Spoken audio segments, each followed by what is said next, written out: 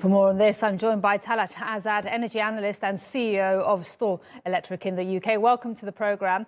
So we're hearing there the EU has a very bold plan to ban Russian oil imports this year. Hungary, however, is saying no.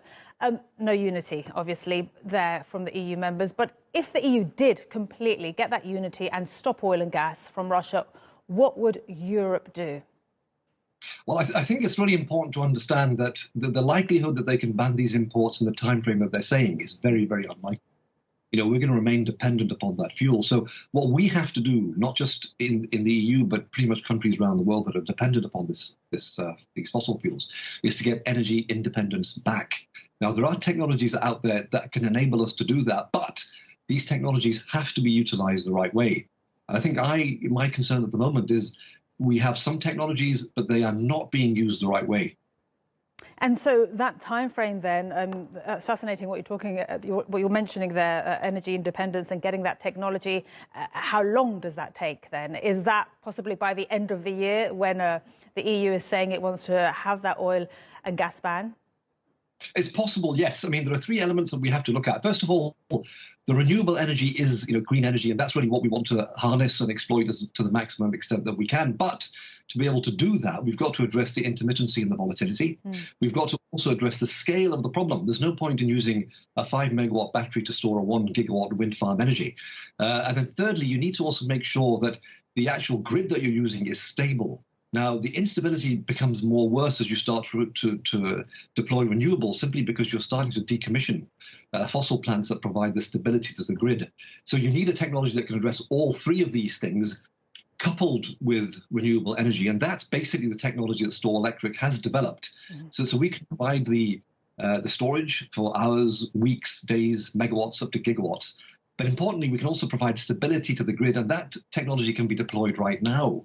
So the answer to your question is, yes, we can do it if we use the right technology and we do it the right way. And our technology is one way to do that. And you say, yes, we can do it, but you're there in the UK. Most of Europe has that similar weather. There isn't sun all the time, and it often isn't windy. So where does that leave the push to renewables? Well, that is a great question. So what I would tell you is that our technology actually can use it basically uses geological storage, which is why we've got the scale. And importantly, there's probably 70 to 80 countries worldwide that have the right geology to utilize this technology today. It's a proven technology. In our hybrid arrangement, we're up to 80%.